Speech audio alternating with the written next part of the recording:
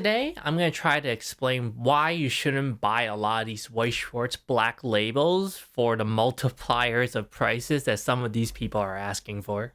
And we're just going to address this right away. I know the first defense most people are just going to have is say, investing in cardboard is illogical to begin with, blah, blah, blah. The market's going to do what the market's going to do. And I talk about that before, right? And I'm just going to address the fact that, yes, for the most part, when it comes to cardboard, it's already illogical to begin with. But you also still have to have common sense if you're the one that's buying it. For the people that's looking to sell it, people looking to shill it, they'll just say whatever they're going to say in order to get people to buy it. But for the people that watch my videos, I want you to learn from them and realize why you have to be very, very wary of these things and be careful, especially when it comes to spending your hard-earned money because, it's your money at the end of the day. The first thing I'll probably just talk about is how pretty much the multipliers make no sense to begin with anyway. So example, we use the Albedo. Albedo sells for like what, $900 now, $600 to $900 even before the reprint. And it's sold for $2,500. So it's like what, times 3, less than 2.5, right? Times 2.5. And then you have, the other one selling for the Rin that goes for, I don't know, like 600-700, around roughly times 3 again for a 10. And then you have a card like King that went, again, I'm not going to talk about shill bidding, all this stuff, whatever it is. I just want you to see the logic or the lack of logic behind this. A $100 card went for supposedly 1,500 times 15 the price. And then you have like the Nino card. I think these go for like 300. So one went for, I don't even know. The one for like, what is even the multiplier? If it's sold for roughly around 4, it says Beth offered is accepted, right? So let's just say even if it's sold for like 4,000 and then you times like 300. So it's sold for more than 10 times the price, like times 15 times 10. You'll kind of see there's no logic behind these prices. And I'll once again draw your attention to cards like the Black Lotus, for example. These like really, really old cards that would make sense for these cards to get graded because of the condition and whatever. But again, you have to realize when it comes to Weiss Schwarz cards, every single one of these cards is a 9 or a 10, and even the difference between a 9 or a 10 sometimes is very, very debatable. And it kind of goes into the territory of, are you buying the actual card itself, or are you buying the grade? Whereas when we talk about the grade, which I'll talk about at a different time, grading, you have to realize the difference between certain grades. It's very, very arbitrary, especially when the fact that you're talking about there's actual humans that are grading these cards. I know they're talking about, there's going to be computers and all this stuff, but that means that every single card prior to that was graded by humans. So there's flaws. People are going to make mistakes, and everyone's judgment is going to be different no matter how you say, they're professional or whatever it is. Whereas when you compare these cards to like the Black Lotus, the Shadowless Charizard, for example, these cards were treated like trash, and which is why it demands such a high price range, right? But when you look at Weiss Schwarz cards, they're all new, all modern in the recent 5 to 10 years. In most cases, these are like in the recent year. And these cards are mass printed, mass produced, and there's a lot of them out there. There's people sitting on cases of these, and everyone's investing in it, everyone's speculating on it.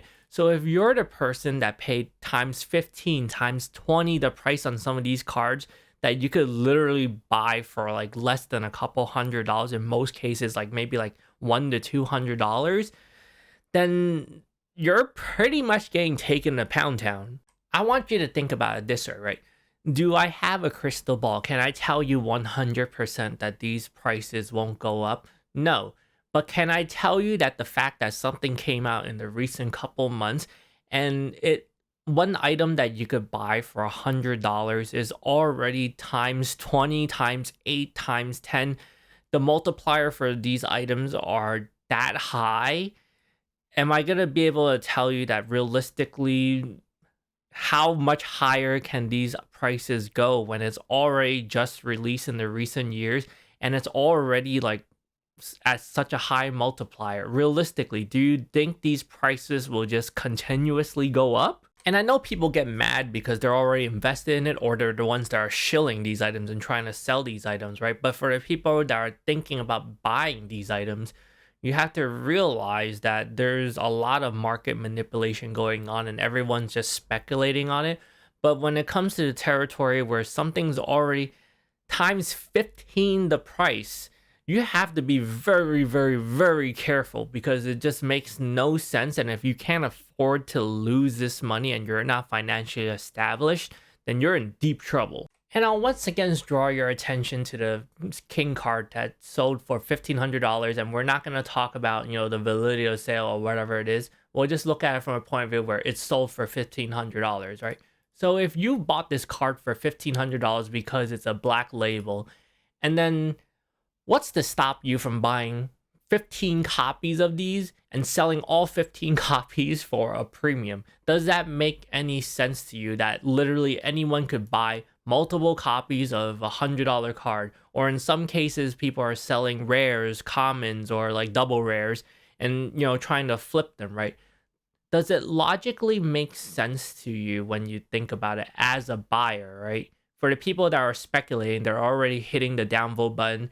They're already like, you know, disliking the video and telling all their friends about it. But when you think about it objectively, right? If you're a buyer of these cards, if you bought something that pretty much has no demand and the demand is so low that it dropped down to like almost less than $100, and this is only on TCG player where it's already like really jacked up to begin with for the most part. If you think about it, what's to keep everyone from just buying 20, 50 copies of these and then grading all of them? And even if it doesn't turn out as a black label, if it's a 10, you're going to sell it for times 2, times 5, times 20 to profit.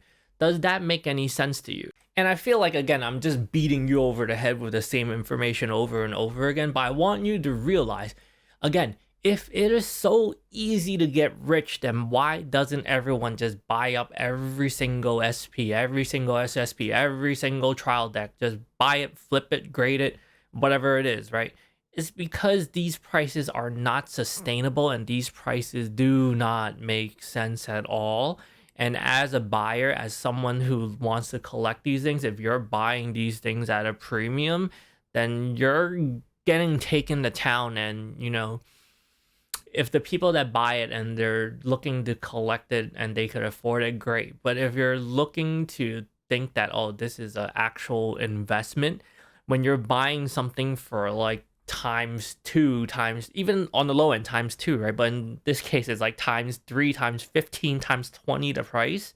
Does any of this make any sense to you? And then one other thing, I just want to bring attention to you that we live in a current time where everything is pretty much stonks and everything's an investment and everything is getting graded now. And as someone who is just collecting, then you have to be very, very careful, especially if you're not financially established and you're speculating on these markets, because everyone's speculating on these things and these companies are just trying to sell the idea that, you know, if you grade these things, it'll become more valuable. And that's why you see such a huge push for it, no matter where you look.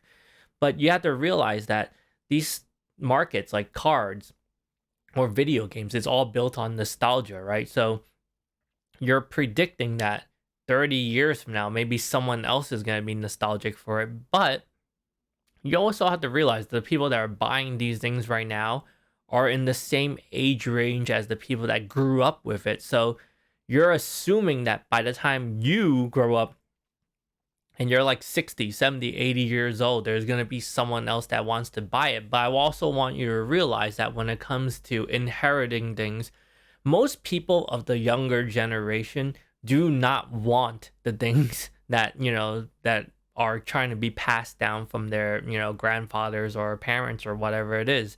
I can even give an example in finance where a lot of people where their families try to pass down houses that they own to their kids. Most of the kids don't even want it and they just sell it off right away. So again, I just want you to realize that when you're buying these items at times 20 the price, times 50 the price, times 2 the price, you have to realize that right now everyone is speculating on these things.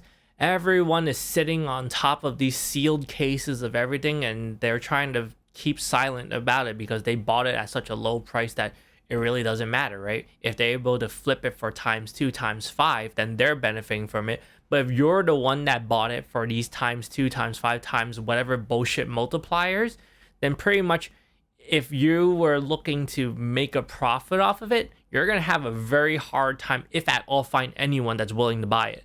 And to also add a little bit more logic to it, and to give another example, it's sort of like buying a brand new car in 2022 and then you're looking for an appraisal for it and getting it graded and asking, oh, is this car in pristine condition different from another one, when it's exactly brand new and almost same as every other one with maybe only a slight variance in it, right? And that's exactly how I feel about these black labels and graded cards, that pretty much when you come to certain card games like Weiss Schwarz, where every single card is pretty much exactly the same, almost out of pack, maybe like a small amount of them will have some kind of issue. But when you're paying times 20 or whatever all these bullshit multipliers are as a consumer, then you're getting taken advantage of. So my stance on graded cards is, am I completely against it? No. Do I see, a point in grading them? Yes. Like if you're looking to just like preserve your collection, or if you have a card that's very, very old, like a Black Lotus, or like 30, 50 years old, and then since those cards, when you buy them, most of them are banged up, then, it makes sense to look for something where whether it's like a 8 or a 9 or whatever it is, right? And you're looking for something to prove that, hey, this is the card and, this is the quality that it is and there's no damage on it. But when you're looking to buy these like modern cards where every single person is wearing gloves and condoms on their hands to open these packs, and literally every card is in pristine condition, but you're the sucker that ends up paying times 20 the price or whatever these multipliers are, you have to be very, very careful. I think that if you're looking to collect cards and you want to grade it for your personal collection, that's perfectly fine. I know that's like the common defense. I'm just grading it. All the shillers are, I'm just grading it to show it off. I'm just grading it for myself. And then you see them flipping it, whatever, right? That's a different conversation. But if you're grading it just to collect it, fine. If you're buying a graded card and it's pretty much almost close to raw and you're just paying for the grading cost, that's fine too. But if you're looking to grade it and to pretty much buy these graded cards hoping to flip it again, you have to realize that that person that's selling it to you is already flipping it to you at like times 15 the price. And you're getting taken as a sucker for it when you literally could have bought like 15 copies of these cards and they're all pretty much in the same condition anyways. And then when you think about it again, you're giving your cards to get graded by humans where it's arbitrary, and at the same time there's pretty much a lot of gatekeeping when it comes to populations of these cards. And then it goes into how, there's a lot of conflict of interest in regards to giving every card whatever grade, then there would be no prestige to having certain cards at certain grades, right? So you have to be careful of that. So what I want to leave you with is, when you're looking at card games, collectibles, or whatever it is, even investments, right? You have to think to yourself, would it make sense for me to personally buy something like a stock and previously it was $10 and then out of nowhere it's $1,000? No, because you should be very suspect about it. And if by the time you bought it at times 1,000, times 100 the price, then you're already buying at a peak and you're taking pretty much a very, very high risk as compared to the person that's trying to shill it to you because they only bought it at $1 or $10 or whatever it is, because their cost basis was so low.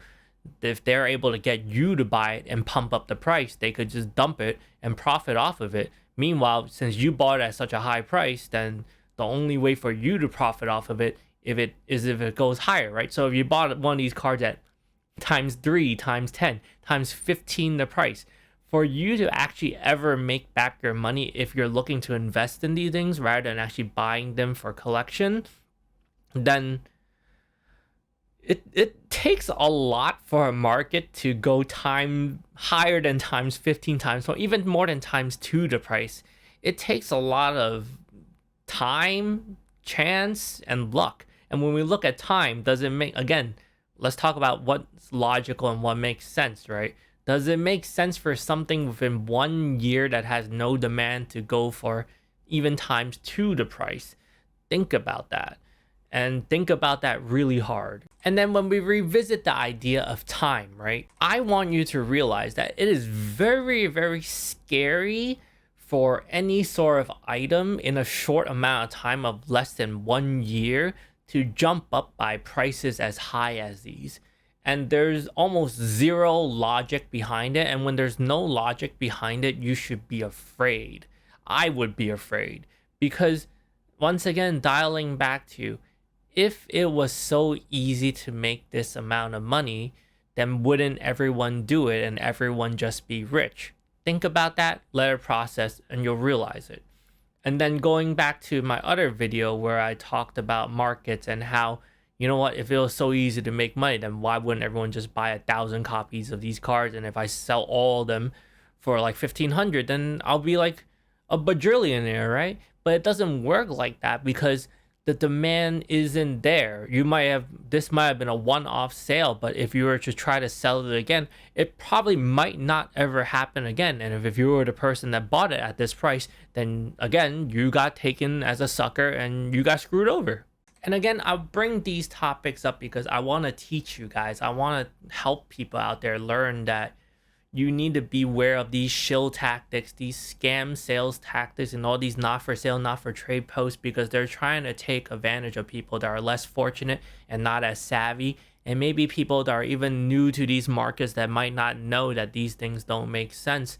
And for the past 2 years, again, I want to talk about how a lot of people entered these collectibles markets because they either had nothing to do or they had spare time, and they saw all these hype videos of how people were making money in all these large numbers. And you have to remember that these things are not sustainable, especially going back to the fact that most people are not financially established. I'm not going to ask you how much each of my viewers make or each of my subscribers make, but I could probably tell you right off the bat, doing financial advisement, that most people that I come across, maybe 99% is kind of a lot, right? But let's say over 90% of people are not financially established, and most people are not, they don't even have savings, and most people end up having debts instead. And I could tell you, most of these people are buying these items off of credit cards, buying these cases off of credit cards, and I just, just thinking about it kind of scares me that a lot of people are going to end up losing their shirts over these things. And you know what?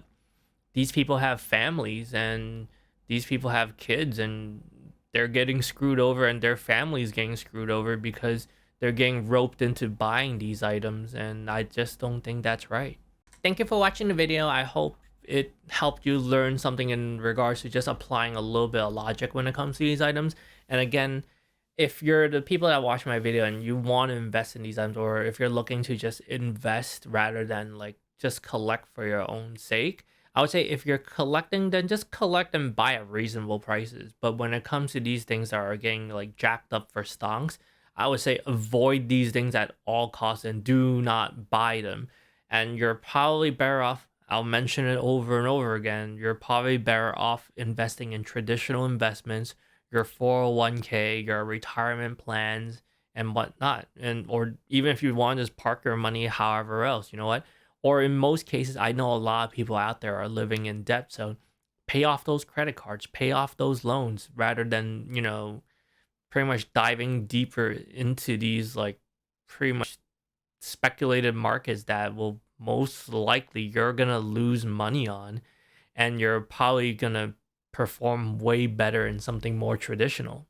Outside of that, if you enjoyed the video, let me know. If you feel like you learned something from the video, let me know, because I feel like I want to teach these things. And if people want to learn more and they want to continue watching these things, if you let me know, then I'll continue making them. But yeah, thank you. Have a great day.